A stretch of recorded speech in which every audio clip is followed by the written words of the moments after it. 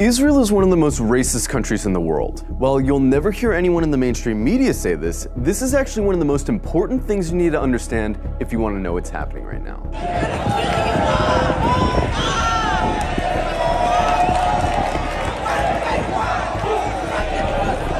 From its inception, the whole idea of Israel as a country was based on racism. Israel was conceived as a Jewish state, and while there's nothing wrong in principle with Jews having a homeland, the problem is that they insisted that that homeland had to be in Palestine, which already belonged to someone, the Palestinians. The slogan of Israel's founders was "a land for a people without a land." But deep down, they all knew that the only way to have a Jewish majority in Palestine, an Arab country, was to expel the Arabs. One of the founders of Israel, Yosef Weitz, wrote, "There's no room in the country for both peoples. There's no way but to transfer the Arabs from here to neighboring countries." Israel was quite literally founded by expelling and massacring hundreds of thousands of Arabs in a years-long process called the Nakba. And when you found a country based on racial exclusion, you're gonna get a culture that fosters and celebrates racial exclusion. Because countries that commit terrible atrocities rarely acknowledge committing those atrocities. And the presence of Palestinians who remained in Palestine became a constant reminder, not only of the violence that founded Israel, but of the constantly looming threat that they might come back and try to reclaim their land. Every day you can find videos coming out of Israel showing Israelis calling for all Arabs to die,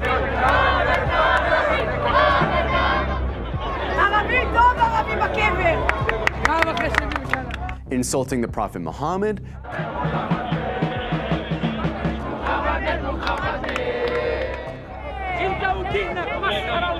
desecrating mosques, spitting on Christians, mocking and celebrating the murder of Palestinians, committing violent hate crimes against Palestinians, watching Gaza get carpet bombed from a cliffside for entertainment. But don't just go off these anecdotes. Let's look at some of the polls. One poll found that 2/3 of Israeli teens believe Arabs to be less intelligent, uncultured, and violent. It also found that 50% of Israelis wouldn't live in the same building as Arabs, wouldn't befriend Arabs, wouldn't let their children befriend Arabs, and wouldn't let Arabs into their homes. Another poll found that 60% of Israeli Jews want segregation from Arabs. Another poll found that half of Israeli Jews agree with the statement, "Most Jews are better than most non-Jews because they were born Jews." The poll also found that 88% of Israeli Jews would be disturbed if their son befriended an Arab girl, and 90% would be disturbed if their daughter befriended an Arab boy. This poll found that about half of Israeli high schoolers don't think Arabs should have the right to vote. Another poll showed that almost half of Israeli Jews don't want Arabs teaching their kids. Not only are these views widely held in Israeli society, they're also represented in government, which codifies these sentiments into law. For example, Israel has a law that says if an Israeli marries a Palestinian, or someone from several other regional Arab states, that person isn't allowed to move in with said Israeli.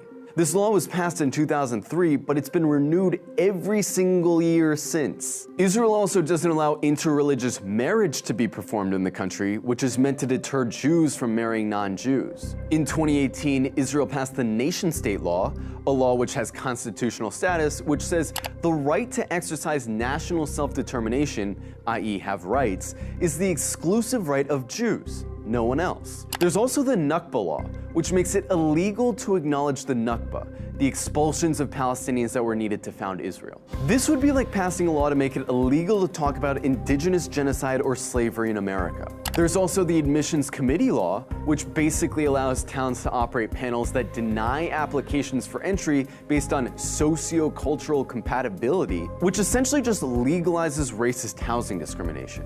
In Israel, advocating genocide of Palestinians doesn't hurt your chances of holding a high position in government.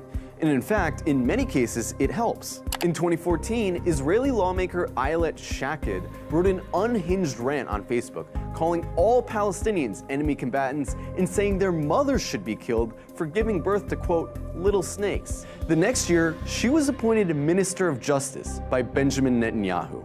Itamar Ben-Gvir, a lifelong admirer of Meir Kahane, an Arab exterminationist, a man who praised a Jewish settler who killed a Palestinian for throwing a rock at him, a man who was famously acquitted after being criminally charged for chanting death to Arabs, is Israel's current Minister of National Security. He's not some fringe figure either. He's one of the most popular politicians in Israel right now. In the last few days, Israel's been working hard to cast itself as the victim of hatred, the victim of terrorism, the victim of anti-Semitism, that they have no choice but to lay siege to Gaza. But underneath this carefully concocted victim complex is a racist, Jewish supremacist state that's been trying to finish the job that the Nakba started for decades. And really, this shouldn't come as a surprise to anyone. After all, they're literally cutting off water and electricity to a city of 2 million people right now.